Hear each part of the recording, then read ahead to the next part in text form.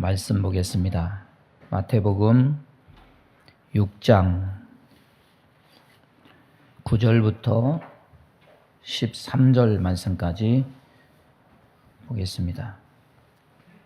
우리 다 함께 한 목소리로 읽겠습니다. 그러므로 너희는 이렇게 기도하라. 하늘에 계신 우리 아버지여, 이름이 거룩히 여김을 받으시오며 나라가 임하시오며 뜻이 하늘에서 이루어진 것 같이 땅에서도 이루어지이다. 오늘 우리에게 일용할 양식을 주시옵고 우리가 우리에게 죄 지은 자를 사하여 준 것 같이 우리 죄를 사하여 주시옵고 우리를 시험에 들게 하지 마시옵고 다만 악에서 구하시옵소서. 나라와 권세와 영광이 아버지께 영원히 있사옵나이다. 아멘. 말씀 전하겠습니다. 요즘에 사람들의 관심이 전 국민 소비 쿠폰인 것 같아요. 저는 아직 신청을 못했는데 소비를 유도해서 국내 경제를 경직된 국내 경제를 활성화하려고 하는 그런 정책이죠. 근데 이걸 가지고 또 이게 또 생기니까 이걸 가지고 편법을 사용하는 사람들이 있는 것 같아요. 18만 원짜리를 2만 원 할인해 가지고 이거를 16만 원에 팔고 현금깡이라고 그러나요? 이게 또 이제 기승을 부리고 또 꽁돈이 생기면 사람들이 우리나라 사람들은 뭐 합니까? 고기 사 먹잖아요. 15만 원. 야, 이거 가지고 우리 가족들 고기 사서 실컷 먹어야 되겠다. 근데 그때는 아무 고기나 안 먹죠. 무슨 고기? 아니, 한우. 예, 한우. 근데 전 국민 먹일 한우가 그렇게 많겠어요? 한우가 떨어지니까 어떻게 해요? 호주산, 캐나다산 한우라고 속여가지고 정육점 주인들 또 덜미 잡혀서 한 번만 봐주세요. 뭐 그런 방송들이 나오더라고요. 소비 쿠폰 정책에 대한 여러 가지 의견들이 있죠. 사람의 생각이 다 다르니까. 항상 보면은 뭘 해도 반대하는 사람은 반대만 하고 또 뭘 해도 찬성만 하는 사람은 찬성만 하고 중간에서 가만히 있다가 편가르기 되는 거 보고 이렇게 하는 사람이 있고 뭐 항상 사람은 그렇습니다. 생각의 합을 만들어내는 것이 정치가 이루어가야 할 아름다운 과정인데 이것은 어떤 나라 정치가라 해도 하나하나 산 넘어 산입니다. 이렇게 다른 성향이 있는 것은 사람이 여러 가지 목소리가 있고 다른 성향이 있는 것은 교회라고 해서 다르지가 않습니다. 세상을 향해서 목소리를 크게 내야 된다. 이런 사람이 있는 반면에 세상을 향해서 목소리를 되도록이면 자제해야 된다. 이런 사람이 있습니다. 그래서 보수냐 진보냐 교회 안에서도 이 보수적인 기독교 진영에서는 세상이나 세속적인 것들을 좀 원거리로 멀리 두고 생각하려고 하는 경향이 강하고 진보적인 기독교 진영 측에서는 세상을 기독교 신앙을 통해서 바르게 세우고 개혁해야 될 대상으로 보고 적극적으로 정치나 사회적 문제에 끼어들어서 참여하려는 그런 경향이 강합니다. 우리 교회는 좀 보수적인 경향이 있는 그런 교회죠. 보수 신앙을 견지하는 교회들이 세상 정치나 사회 문제에 대해서 적극적으로 개입하지 않습니다. 가장 큰 이유는 예수님이 세상에 오신 주된 목적이 세상을 개혁하기 위함이 아니라 자기 백성을 구원하기 위해서 오신 것이기 때문에 그렇습니다.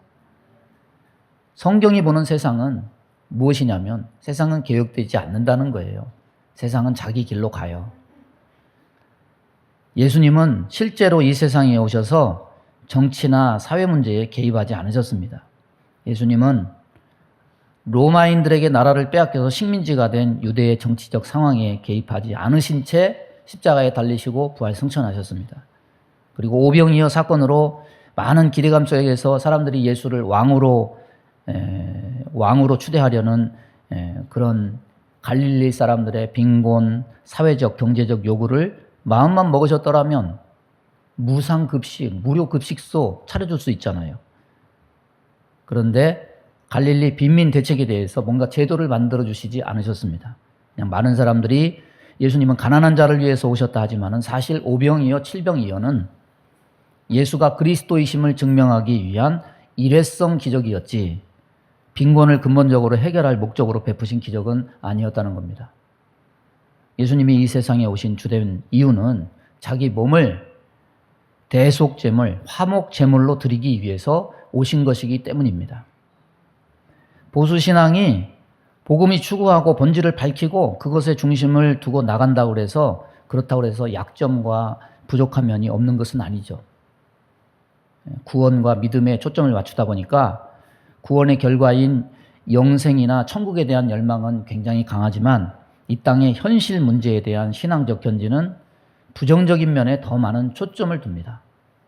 예수를 왜 믿느냐 물으면 대부분의 사람이 천국 가기 위해서 믿습니다. 이렇게 말하죠. 그러면 이 세상 삶은 뭐냐 이렇게 물으면 이 세상 삶은 나그네와 외국인 같은 삶이고 지나가는 삶이니까 빨리 떠나야 된다 이렇게 말합니다. 이 세상을 사랑치 말고 이 세상에 정착하고 안주하려는 삶의 자세를 가지는 것은 지향함이 옳다 이렇게 말하죠. 그런데 아쉬운 부분은 하지 말아야 될 것을 강조하고 이 세상에 살면서 해야 할 일에 대한 강조는 그보다 약하다는 면이 없지 않아 있다는 겁니다. 예수님은 이 세상에 오셔서 정치, 경제, 사회 문제에 직접 개입하지는 않으셨습니다. 하지만 이 세상을 살아가는 신자들이 어떻게 살아가야 하는가 이것에 대한 긍정적인 신자의 모습도 분명히 말씀하셨습니다. 바로 마태복음 5장, 6장, 7장 천국 시민의 헌장입니다.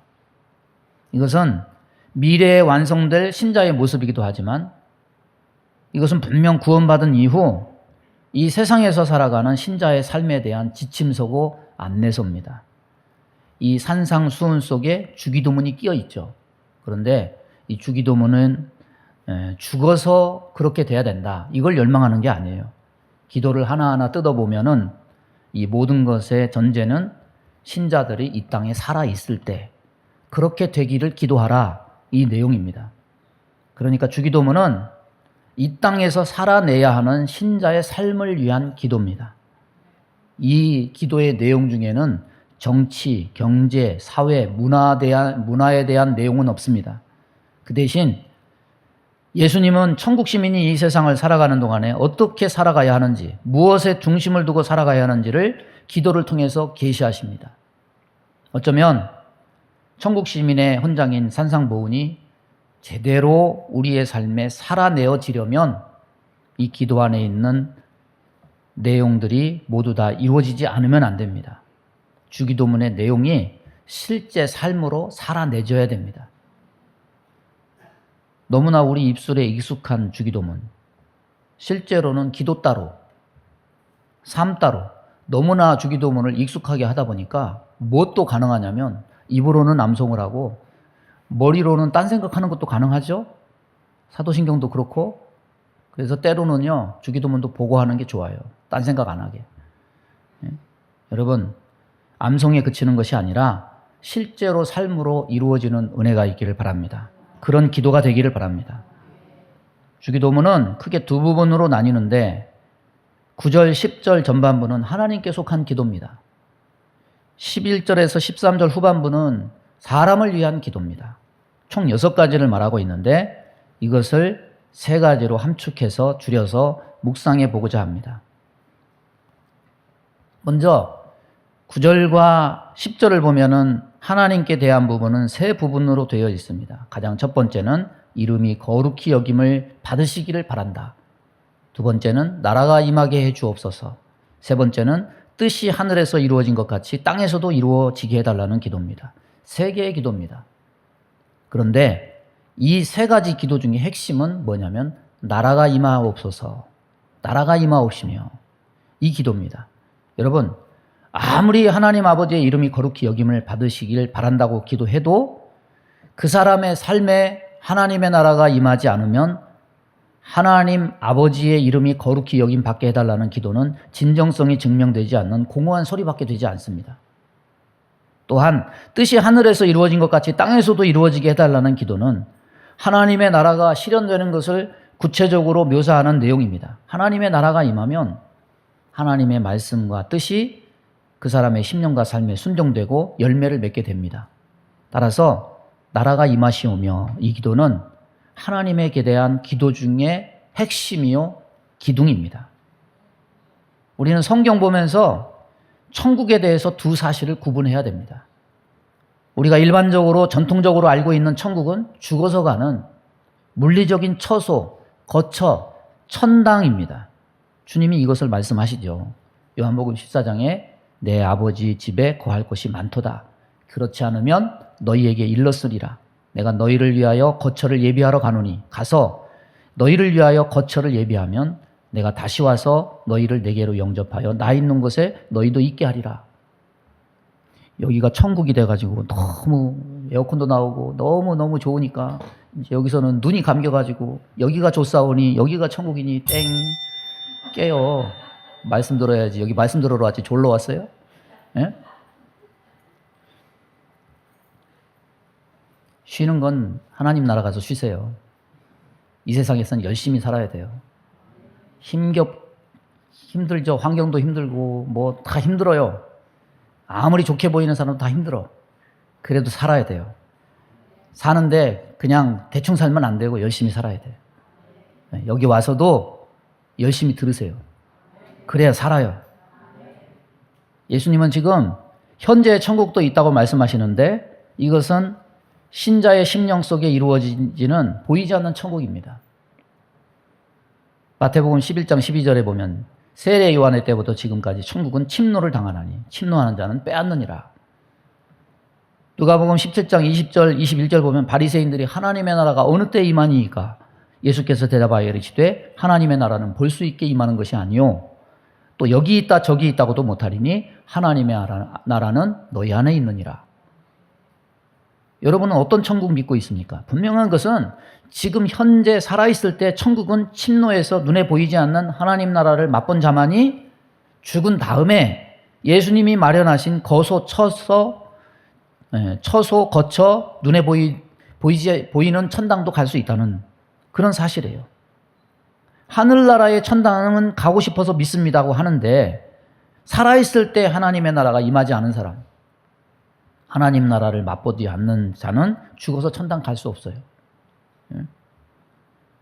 대부분의 사람들이 하나님 나라는 하늘에 있다고 생각합니다. 맞습니다. 하늘에 있는 하나님 나라도 있습니다. 그런데 그 하나님 나라는 이미 처음부터 절대적이고 완성된 나라였고 변질되거나 변할 수 없는 완벽한 나라입니다. 이사야, 에스겔, 요한계시록 통해서 이미 원래부터 완성되어 있는 하나님 나라를 하나님께서 맛배기로 조금씩 보여주십니다. 그런데 성경에서 예수님이 신자들에게 들어가야 한다고 말하는 하나님 나라는 하나님 보좌의 그 하나님 나라를 말하는 것이 아니라 이 세상에 신자의 심령에 이루어져야 될 하나님의 통치와 다스림을 말하는 거예요. 처음 세상을 창조하셨을 때 이 세상은 하나님 나라의 완벽한 통치와 다스림 아래에 있는 나라였습니다. 하나님은 이 세상의 통치권을 누구에게 주셨냐면 아담에게 줬어요. 근데 아담의 범죄로 인해서 이 세상과 사람의 모든 심령은 순식간에 사탄이 지배하는 불순종의 나라가 됐습니다. 하나님의 아들인 예수 그리스도가 이 세상에 오신 이유는 하나님 나라의 다스림, 통치권을 회복하시기 위해서 오신 겁니다. 자기 백성의 심령을 순종의 나라로 회복시키기 위해서 오신 겁니다. 사탄이 이 세상에 왕노릇하면서 자기 백성을 노예 삼고 자기 뜻대로 다스리는 것에서 하나님의 통치권을 회복하시기 위해서 이 세상에 오신 겁니다. 다시 말해서 예수님이 이루고자 하시는 신자의 심령에 건설하고자 하시는 하나님 나라는 이 세상에서 역사가 끝나서 주님이 재림하시기 전까지 이루어지고 완성되어야 될 나라지 하늘에 있거나 이 땅이 아니라 하늘에서 이루어질 나라가 아니라는 말이에요. 고린도전서 15장 24절 보면 그 후에는 마지막이니 그가 모든 통치와 모든 권세와 능력을 멸하시고 나라를 아버지 하나님께 바칠 때라. 이 땅에서 구원받는 자의 수가 차고 그 심령이 모두 하나님이 다스리는 순종의 나라가 되면 그 나라는 비로소 완성돼서 하나님께 바쳐집니다. 오늘날 유일하게 가장 부흥하는 종교가 뭘까요? 어떤 종교가 가장 부흥할까요? 그 종교는 종교 없음이라는 종교예요.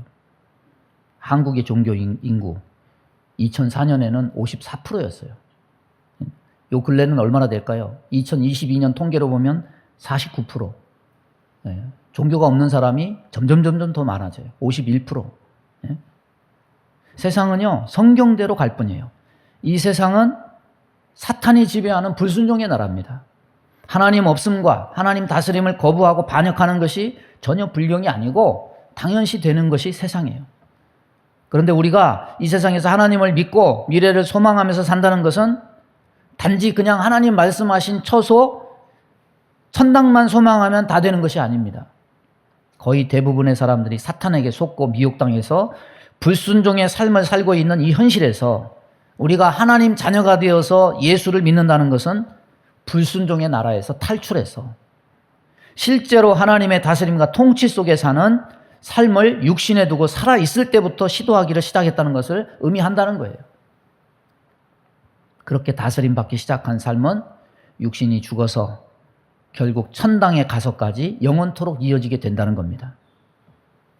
따라서 육신을 가지고 숨쉬고 사는 삶 속에서 내 심령이 거듭나서 하나님의 나라, 순종의 나라가 되어서 하나님의 다스림과 통치받는 영역이 되지 않는다면, 하나님의 다스림에 순종해서 말씀대로 살아내는 열매가 없다면 언감생심, 죽어서 천당은 갈 수 없겠죠. 예? 여러분 분명히 아시기 바랍니다. 하나님 나라는 이 세상에서, 교회 공동체에서, 성도들의 삶 속에서 완성되어서 하나님께 바쳐져야 될 나라예요. 천당만 소망한다고 가지 않아요. 이 세상을 지나쳐가는 성도의 삶이 아무렇게나 살아도 되는 삶이 절대 아닙니다. 여러분 거듭났습니까? 그렇다면은 하나님의 다스림과 통치에 순종해서 말씀대로 살아내시기를 바랍니다. 이것이 거듭났지만 이 어두운 사탄의 나라를 통과해서 살아가는 성도들에게 삶에서 주님이 요구하시는 겁니다. 주님은 살아있을 때, 죽어서가 아니라 살아있을 때 이것을 기도하라, 이것을 가르쳐 줍니다. 두 번째는 뭡니까? 일용할 양식을 달라는 거예요. 여러분, 육의 것을 구하는 것은 좀 신자들에게 세속적인 생각으로 치부되는 경향이 있습니다. 그리고 결정적으로 마태복음 6장의 다른 본문 안에서 분명히 이렇게 말씀하시는 것이 있기 때문이죠. 그러므로 염려하여 이르기를 무엇을 먹을까, 무엇을 마실까, 무엇을 입을까 하지 말라. 이는 다 이방인들이 구하는 것이라. 그런데 같은 6장 초반의 주기도문에서 일용할 양식을 달라고 기도해요? 이방인처럼 기도하라는 거냐? 왜 같은 6장 안에서 서로 상반되고 모순된 내용을 말하는 걸까요? 여러분 6장 31절 이하의 본문의 배경에 전제된 말씀은 6장 19절입니다. 너희를 위하여 보물을 땅에 쌓아두지 말라. 여러분 뭘 먹을까 고민하는 것이 탐욕으로 물질을 쌓아두고 하는 고민이기 때문에 잘못된 것이구나 알 수 있어요. 그러나 오늘 본문에서 구하라고 하시는 것은 탐욕을 위해서 쌓아두기 위해서 구해도 된다는 말이 아니고 오늘 하루 먹을 일용할 양식을 구하라는 거예요. 저와 여러분이 오늘 하루 먹을 끼니가 없어서, 먹을 물이 없어서, 입을 옷이 없어서 한다면, 구한다면, 필요를 구한다면 그건 죄가 되지 않아요. 하나님 너무 아파요. 이것 좀 고쳐주세요. 이게 뭐가 잘못된 거예요. 하나님 옷이 없어요. 옷 좀 주세요. 하나님 돈이 없어요. 돈 좀 주세요. 필요가 있는 거를 구하는 거는 죄가 아니죠. 그런데 보물을 땅에 쌓아두고 뭘 먹을까, 뭘 마시러 갈까, 어떤 옷 입을까 고민하는 것은 하나님과 재물을 겸하여 섬기는 것이 되기 때문에 죄가 된다는 것을 말하는 거예요. 여러분 성경은 이 세상 것을 자기 탐욕 추구를 위해서 쌓아두는 것에 좋은 의미를 두지 않습니다. 왜 그렇습니까? 그 물질 자체가 악하냐? 그렇지 않습니다. 하나님이 만드신 것은 다 선합니다. 다만 그 물질을 하나님보다 더 의지해서 결국 물질을 주인처럼 섬기게 되는 인간의 마음이 악하기 때문에 그것이 잘못된 거예요. 하나님께서 이스라엘 백성에게 광야에서 만나를 비축하지 못하게 하시고 안식일 외에 다른 날은 꼭 하루치 일용할 만나만 내려 먹이신 이유가 뭡니까? 사람이 떡으로만 사는 것이 아니에요. 여호와의 입에서 나오는 모든 말씀으로 사는 줄을 너로 알게 하려 하심이라. 농사지어서 산 게 아니에요. 비축해서 산 게 아니에요. 만나를 평일에는 하루분만, 그리고 안식일 전에는 이틀분을 주겠다고 정하시고 그 말씀 그대로 실행하신 여호와의 입에서 나온 그 말씀으로 사는 줄을 알게 하시기 위함이었습니다. 사람들은 다 미래를 대비하려고 그러죠. 재물과 양식을 많이 비축해서 내일 살아가는데 그 양식 의지함으로 자신의 삶을 보장받고 확증해서 보이는 양식으로 인해서 내일 먹을 양식이 있어. 나 돈이 있어. 뭐 있어. 하나님 의지하면서 사는 게 아니라 돈 의지하고 통장 보고 살아가고, 여러분 그거는 주인이 잘못된 거예요. 평안은 하나님으로부터 오는 것이지 돈이 나의 미래를 만들지 않아요. 그런데 광야에서 내렸던 만나는 안식일을 위한 비축 외에는 그 어디에도 비축했다 그 말씀이 없어요. 왜냐하면 비축하면 어떻게 됩니까? 그 다음날 바로 썩어버려. 소용이 없어요. 비축해도. 그들은 40년 동안 단지 하나님이 정해주신 원칙대로 만나를 안식일 전날 외에는 그날 먹을 양식은 매일매일 아침에 광야에 나가서 주워서 그날만 먹고 살았어요. 본문에서 주님은 내일이라고 얘기 안 했어요. 오늘이라고 그랬습니다. 풍부한 비축된 것이 아닌 일용할 양식이라고 표현하고 있습니다. 일용한다는 것은 오늘 먹으면 다 소비되어 버린다는 것을 의미합니다. 여러분, 어느 누구에게도요, 내일은 없어요. 내일은 하나님 소관입니다. 내일은 하나님이 선물로 마련해 주는 것이지 인간이 비축한다고 내일이 보장되는 것이 아닙니다. 내일의 보장은 어리석은 부자처럼 창고에 곡식을 잔뜩 쌓아놓아서 비축하고 내일을 준비한다고 보장되거나 오는 것이 아니기 때문이죠. 사람 심리가 참 희한해요. 금값이 올랐다면 다 뭔 얘기하냐면 금 좀 사놓을 걸. 어디 부동산이 올랐다면 거기 좀 사놓을 걸. 상암동에 땅 좀 사놓을 걸.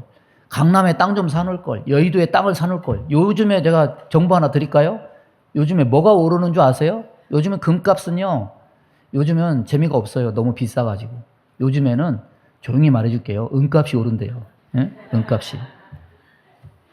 요즘에 은을 산대요. 예? 은이 막 30% 막 오른대. 또 오늘 가서 누가 살라. 그 어느 누구도 사람들이 하나님으로 평강을 얻으려고 하지 않아요. 재물을 의지해요.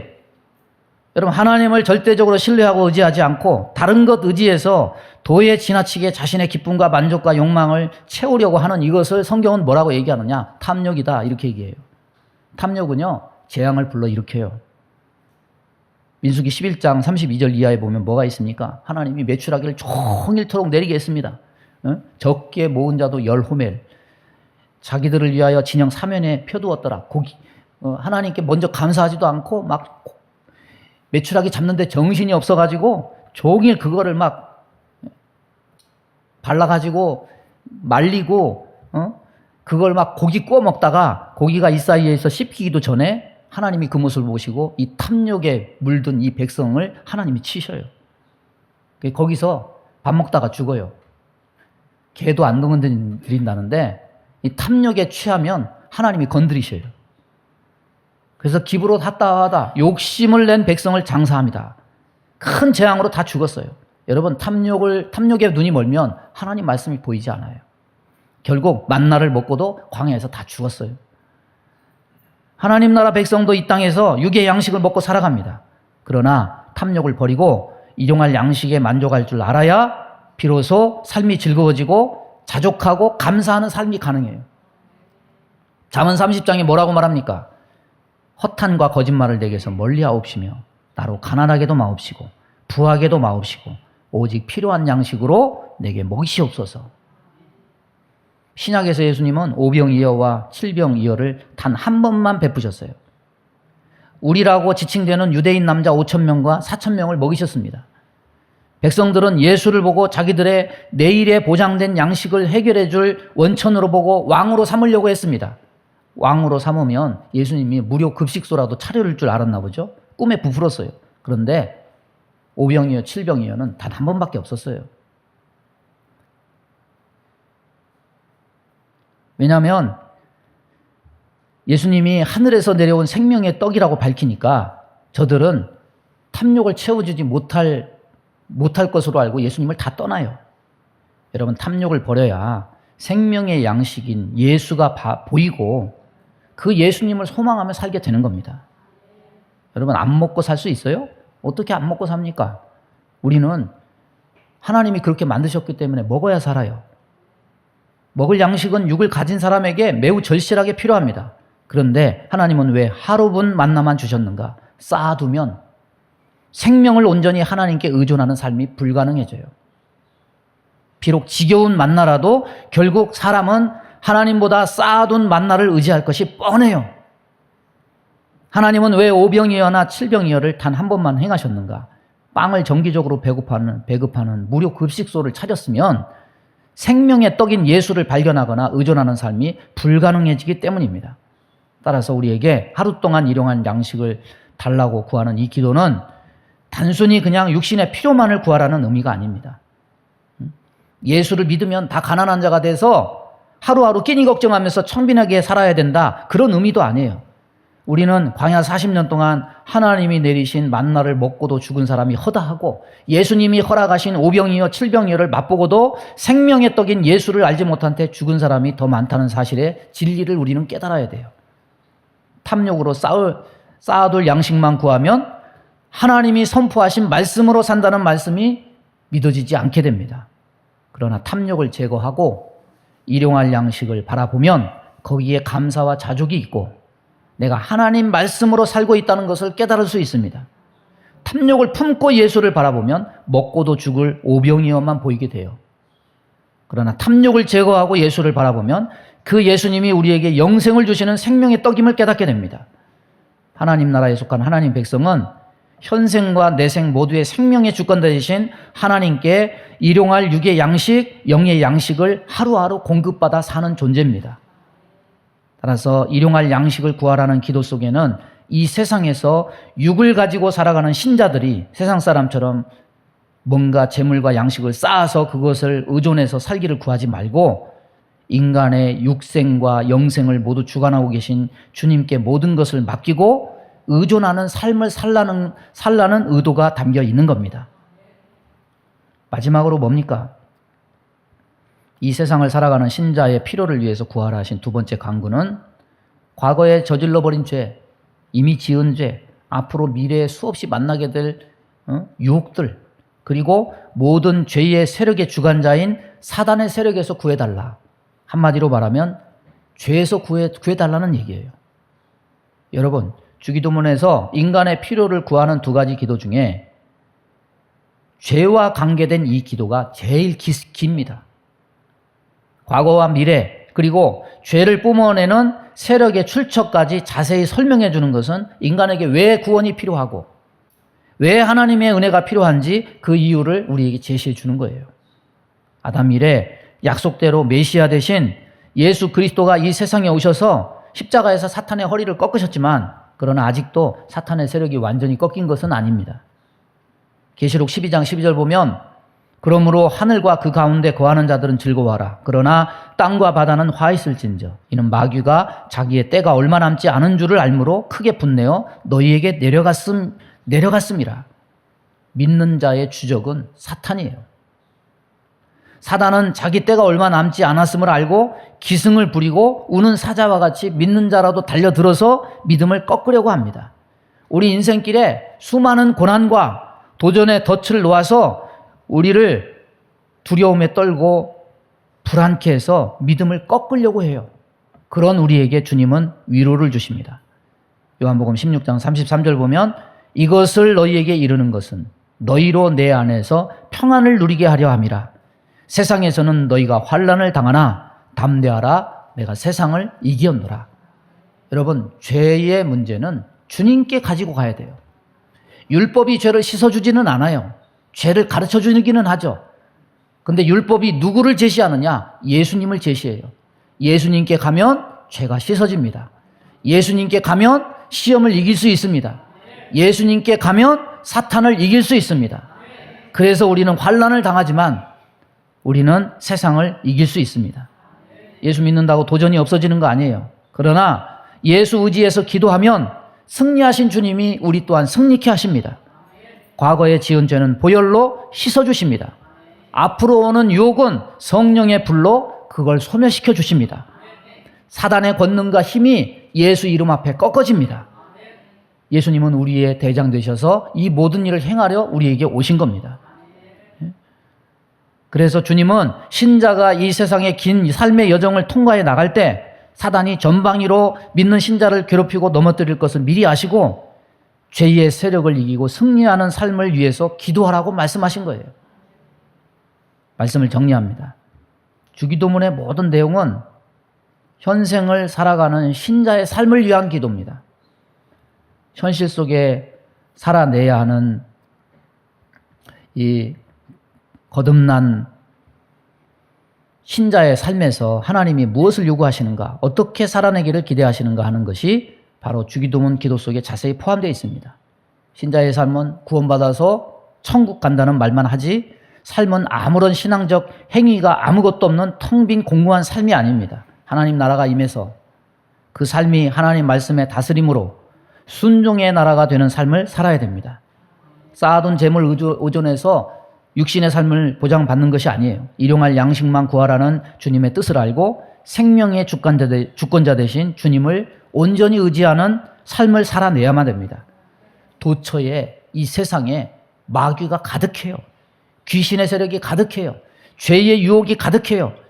이 죄의 유혹과 세력의 도전에 이기고 승리하는 삶을 살기를 주님은 원하십니다.